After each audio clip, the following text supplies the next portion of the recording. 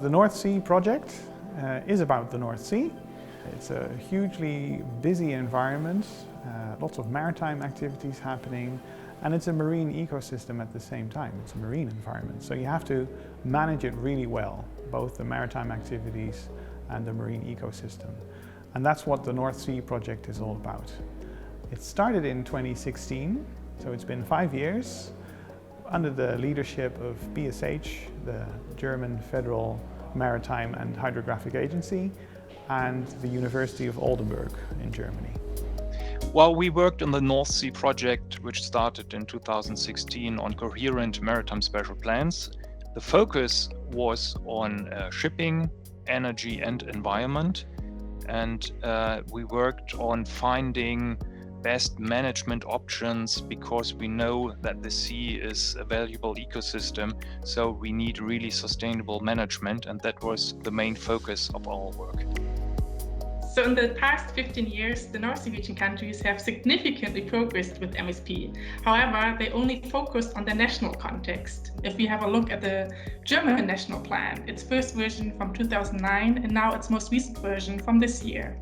I think a lot of things have progressed when it comes to shipping lane, for example. So shipping lane have changed because of more recent data. We now know where the ships actually go, but also offshore energy, because we need a lot of space for offshore wind. And of course, there are way more areas for offshore wind in the new plan now. So even though MSP is a national competence, countries need to ensure coherence with the neighboring countries. So each country has its own planning methods, which are quite different because of their history, their traditions, or just their geography. So a more comprehensive approach to cooperation is necessary to understand each other's processes, methods, planning systems, to eventually further improve coherence. This is why we have developed the NorthSEE project, and it's a first attempt to organize closer cooperation on MSP in the North Sea region with an improved North Sea-wide cooperation in marine spatial planning. The aim is to finally create better conditions for sustainable development of the marine space. Well, there have been some results I'm really proud of, which have been generated in this project. One really important result was that we all worked together and produced a platform of all the maritime spatial planning authorities. And it's very good now to know exactly who is responsible in which country for maritime spatial planning. And another aspect I'm proud of is that we produced a platform of cooperation with research agencies, universities, in order to get more knowledge on the sea and environmental aspects or other scientific aspects.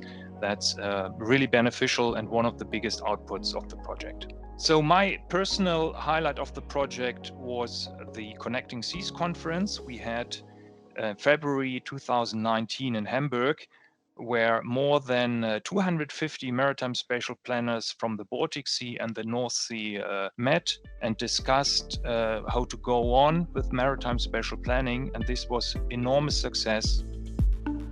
Well, there are many results of the North Sea project, but the most important one is, of course, that stakeholders and decision makers from all the North Sea countries were able to come up with better ideas, better plans, better decisions on how to manage the North Sea area.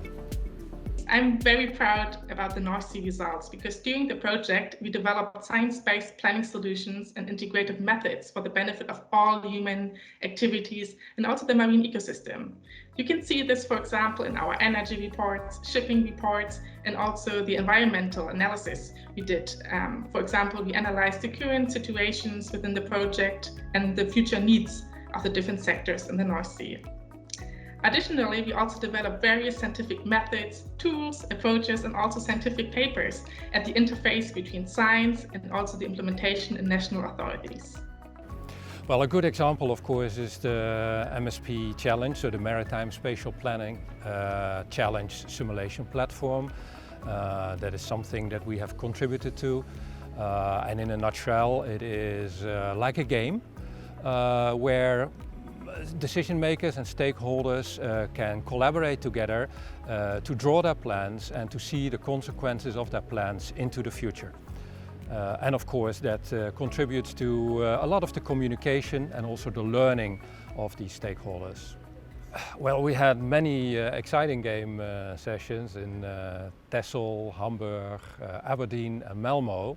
So in different cities in the North Sea area where stakeholders and decision makers came together and used the MSP Challenge simulation platform to communicate and to collaborate and to draw their plans into the system.